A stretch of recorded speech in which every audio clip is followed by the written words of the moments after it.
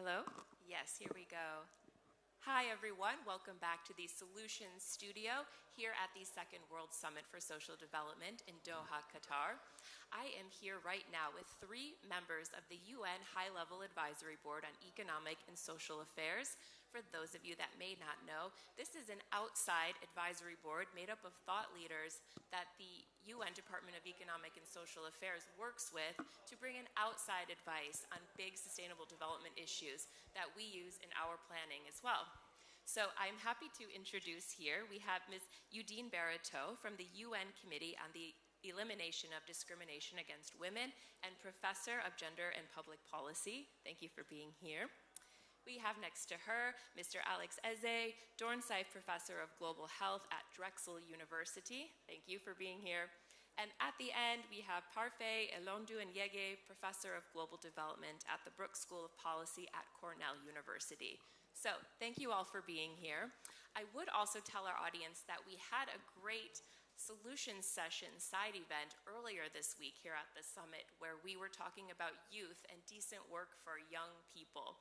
So in our session today, we can draw upon that conversation, but we'll also look at some ways to improve decent work for people of all ages.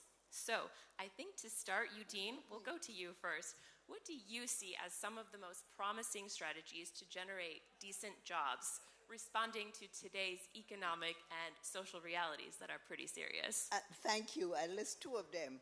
To generate decent jobs, I think you should have continuous collaboration among government policymakers, workers, trade union representative, employers associations, but very importantly, the individuals themselves. So that collaboration has to be ongoing. But much more critically, the second point is I think you should define decent jobs to always include equal work for equal pay, the absence of any form of sexual exploitation or sexual harassment, childcare provisions, basic health care, and adequate transportation for workers. So I'll just stop here and let my colleagues have a chance to respond, but those 2 points I think are critical for generating decent jobs and ongoing strategies. Thank you. Thank you, Udine. Alex, what do you think are some good strategies? I absolutely agree with Eugene around making sure that we have a clear perspective on what decent job is. And in that space, I will also talk about having jobs that will allow you to meet not just your basic needs, but be able to have a life. And when we redefine that away from white-collar jobs and public sector jobs and salaried positions and all that to different types of economic engagement, then we see the opportunities that might be there to expand on those. The second thing I think that will need to be done to achieve that is to really think of ways to transform our educational system in ways that they actually create practical experiences that people can use in economic activity. At my university, Drexel University, they have over 107 years of cooperative education. So for a 4-year program, you spend 5 years doing it. But at the end of 5 years, you have 18 months of work experience. So 93% of the people that graduate with that experience get jobs within 3 months of finishing. Of course, you can't just take it and implement it in another context. You have to contextualize it. Like if I think of Africa, can we find a way to give experiences to students who are still undergrads in our universities to work in informal sectors, to actually find ways to formalize those entities and operations so that they can expand their base, and that way you can actually create a lot more jobs for people. So this is just one practical way that we can actually connect education to employment in these settings. Great, I love that connection idea. Parfait, how about you? Strategies. Well, I'll build on what Alex just said, but I'd like to start by just getting a sense of what we are up against. All the statistics that we see now on global unemployment are beyond alarming. I think one can say without exaggeration that this is almost the Great Depression on a global scale. If you look at the numbers of unemployment that you had during the height of the Great Depression, it was 25% of the population being unemployed. These are the same numbers that you find, but now on a much bigger scale. And so, given the magnitude of the problem that we face, we need to have strategies that are equally creative and ambitious and bold. And so, as far as strategies, what I would suggest is to think of strategies that are systemic, that are expansive without being expensive. What do I mean by this? What I mean is, classically, job creation strategies have really been organized along two dimensions. One is to work on the education system, and the other is to work on the labor market. These are the two poles. This is the binary that has been classical. Either you try to create jobs or you improve the training. Now, there's something different with this crisis in the sense that now you have a big gap between school and work, and a lengthy period of time during which children and youth are without a job. And this is exactly what Alex was talking about in terms of job training. And so we need bridging institutions that are going to serve to ease that transition, that are going to keep youth engaged during the time they're looking for their first job, that are going to support them in their efforts to find jobs or to create jobs for themselves, and that are going to prepare them to make the most of their jobs in terms of building a career, building a life, and building their legacy. Now, the details of these bridging institutions could bring different actions that are already in place, but they can also be new institutions that provide a nurturing and safe place for youth to keep engaged, to keep being engaged. Great, thank you. So we're hearing a little bit about strategies, especially for young people, but let's talk about older persons. How can we ensure that job creation efforts include them and also other vulnerable people and other vulnerable groups? Udine. Thank you.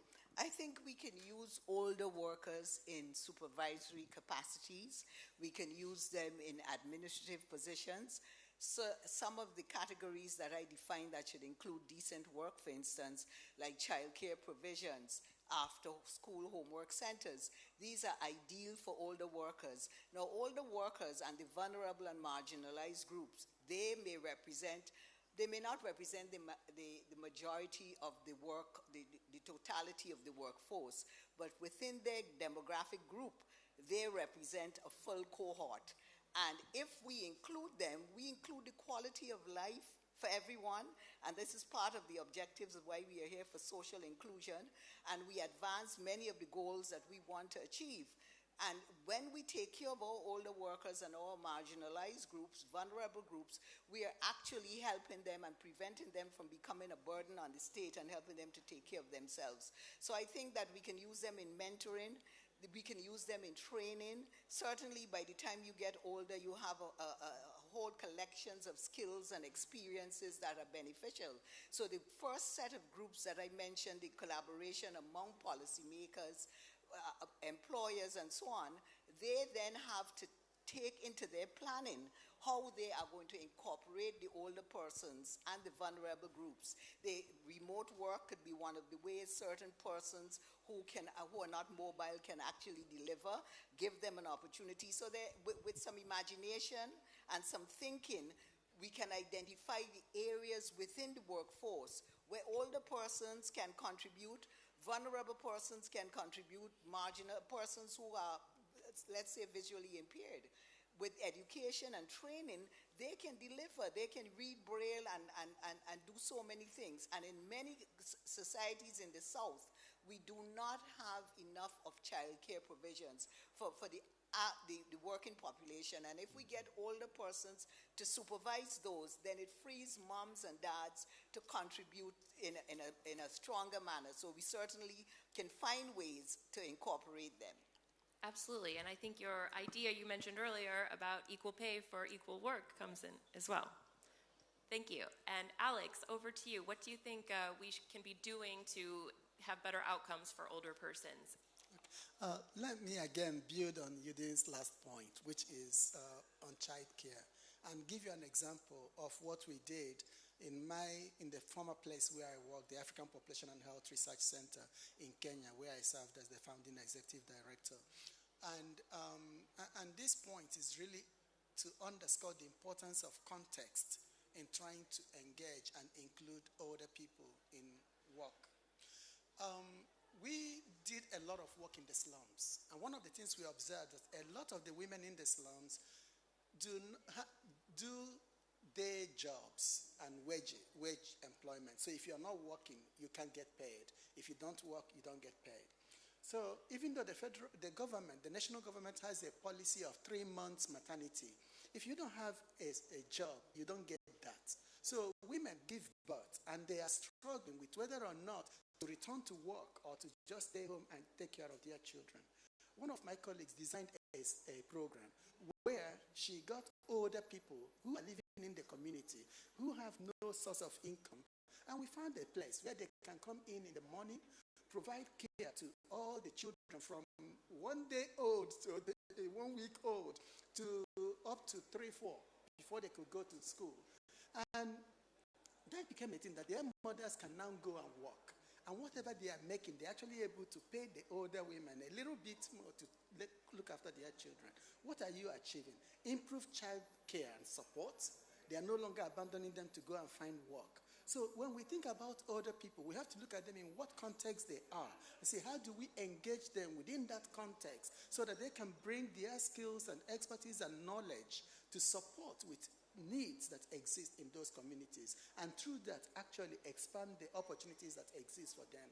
They want to be relevant, they want to be engaged, they want to give as much as they're able to, but we need to create that space for them. And I think if we look closely at the context in which these economic activities are happening in every context, we will be able to find those opportunities, and it could be very transformative for many older people. Thank you. Yes, identifying opportunities because they're right there. Yes, thank you. Parfait, what do you think? How can we better serve vulnerable people, including older persons? Right, it's not just older people, but other demographics. I think the conversation on reducing unemployment has tended to focus on young people, and it's justifiable to some extent. That is to say, the levels of unemployment are higher among youth. And being unemployed as a youth, as you start your life, is also more delicate. And so there's a reason to have a youth-centered approach. But having a youth-centered approach is different from having a youth-centric approach, which is one that would be focusing exclusively on young people to the exclusion of other groups. And in fact, it's a fallacy to assume that it's a zero-sum game. The rise in youth unemployment now is happening at the same time as other demographic changes that we can manage in a way that is synergistic and that is going to lead to win-win solution for many demographic groups. And so I can just take you through some of these demographic shifts and the population that are concerned and how they can work productively with efforts to raise employment among young people. The first shift is the rise in the elderly population. Still slow in many low-income countries, but it's rising. And so as this population age, you're going to have greater need for geriatric care and all the needs that this elderly population has. And so there would be, on the one hand, the possibility for youth to provide services, and on the reverse, what Eugene was talking about, which is the mentoring aspect of it. At the other side of the age spectrum, you now have a rise in the single-parent family, as well as single-child families, and both types of family have a greater need for intense early childhood development, where young people can also be mobilized to provide services. And so you provide services, you make it possible for mothers to get a foothold in the paid labor force or to increase that involvement in labor force participation. So that's the second shift, which is the rise in the single-parent family. You have a third shift, which is the rise in the diaspora and the remittances that come with it. And again, it's an opportunity for creating jobs as brokers for youth who stay in the countries of origin, and they can serve and partner with adult workers that are abroad and build businesses that are built in a partnership mode. You have a rise in the local philanthropy. One unfortunate thing is that in many countries in Africa and Latin America, the levels of income inequality are rising, But the flip side of it is that you have now a critical mass of people who have resources and who can be engaged in philanthropy. And that, again, is a way to build a win-win relationship between youth and that demographics. And so there's a cluster of other demographic changes that are happening at the same time as the rise in youth unemployment. And we have to think about how to manage all of these changes together to produce outcomes that are beneficial for everybody. Great. Thank you, Parfait, for bringing up these other groups that can also contribute and have decent jobs for all and be sources of opportunity. So we brought up some good solutions here. This is great. How can multilateralism help scale up these solutions? Thank you. Well, I think this morning is an excellent example. The first point I have is sharing strategies that work through the use of the expertise of UN institutions and local experts. And the example Alex just gave of here as an HLAB member, but also of a strategy that was used successfully in the low-income area in Kenya. And that strategy could be applied in different parts of the world. So certainly multilateralism and UN expertise can be shared. So you have to include the perspectives and the experiences from different regions of the world, operationalize these. One caveat I will say, even as we look at the applicability of regional solutions, we must always uphold universal human rights. So we're looking at how these strategies can work in different areas, but there are certain conditions, regardless of the area, that must always be respected. So we must respect, again, no gender discrimination, equal pay for equal work, no sexual exploitation, no sexual harassment, the sharing of the burden of care work. And again, going to this strategy that Alex outlined that worked, by using older women and bringing them in and having them care for children, they were freeing up workers and they were sharing the burden of care. So that was a strategy in Kenya that could be applied in the Caribbean, in Asia, in different parts. And so we want to respect and use regional or specific experiences that work. But we also, and in terms of regional and cultural experiences, we want to make sure that we respect the cultural and regional differences. In the Caribbean, it would be a very bad idea to try to introduce anything new during our carnival season. So there should be no training during that. It's not going to work. Or in some other places where people are crazy about sport, 2 years ago, Qatar hosted FIFA World Cup. Not a good time then to introduce training. So there are certain cultural specificities and religious specificities that you should respect, but multilateralism can work by upholding the strategies from different regions and respecting universal human rights. Thank you. Absolutely. Thank you, Udine. Alex, how can international cooperation help with these ideas, like the Kenya project you mentioned? I think as of today, the failure of international community to help with the scale-up of these ideas is not really a knowledge failure. It's not because we don't know what to do or the how. It's actually about the political will to do it. We don't often have that political will. And sometimes it is because the system as currently exists is beneficial to some stronger, richer, more powerful economies or countries than others. And so without reforming that system, it's going to really be difficult to see how they can implement those. Just think for a second that what if we change the international financial architecture that will allow countries to free themselves from debt and invest money in education, in health, more than servicing their loans? They could actually create the fiscal space to do more and create those jobs.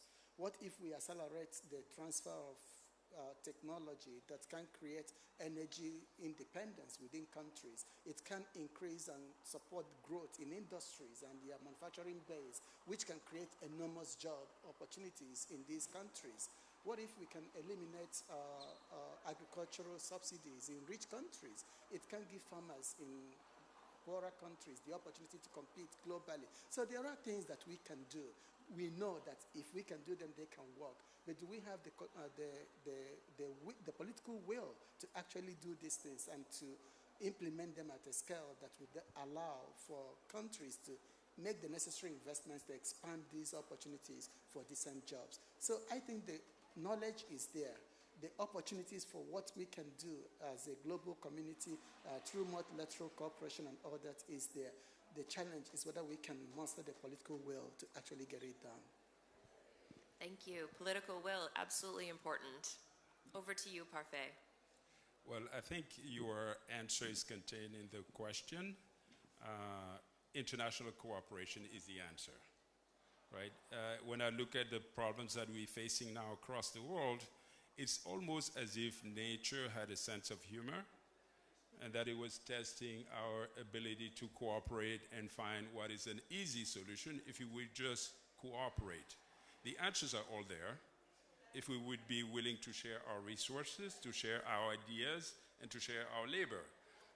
The youth employment that we are talking about today is a global problem that needs a global solution. No country is spared, but countries are affected differently. And so this conversation about, whether we'd have an exchange in labor, if we had sort of organized migration from the global south to the global north, then you solve the problem of under labor deficit in one area and labor surplus in the other area. So it's the cooperation is the easy answer. The other answer, of course, is share resources. If we don't want to facilitate that movement of people, why not really redistribute resources in a way that build that global human capital that is going to serve the entire humanity? And then the final point is to share ideas, and that's really important. All the countries are either going through similar processes or having gone through these processes at a point in time. And so there's a lot of learning that can happen in seeing how different places have dealt with their unemployment problem, with aging problem, with women's labor participation problem, with childcare problems, and exchange these ideas. But again, as Eugene was saying, paying attention to context and to thinking about how we can export ideas and implement them in contexts that are different while we take into account all the cultural differences. So essentially, the answer is contained in your question. Find clever ways to cooperate, and all of the problems that we have here could be effectively solved. Thank you for that. We have a few minutes left, so the last thing I'd really like to ask you is about what should these thousands of delegates gathered here in Doha, what is your call to action for them? What do you want to see them do? I really liked Alex's point about the political will, because I think as international civil servants, we dance away from addressing the political will, which is within countries. We come, we mean well, we pledge, but we go back to our respective countries and something happens and evaporates. And I think at some point, and I think the academic and scholar within me, I think we need to unravel that, and I think the delegates going back, whether they're CSOs, civil society organizations, government organization, government representatives, we really have to address, because even though in some countries we have resource deficits, we do have imagination, and many of the countries in the global south do have resources of people and material type of resources. So I would like to call on the delegates to return to their countries, all of us collectively, and address what really is preventing us from taking many of the actions we pledge ourselves to and that we can do better at. So I'll just leave it at there. Thank you. Thank you, Eugene. Alex.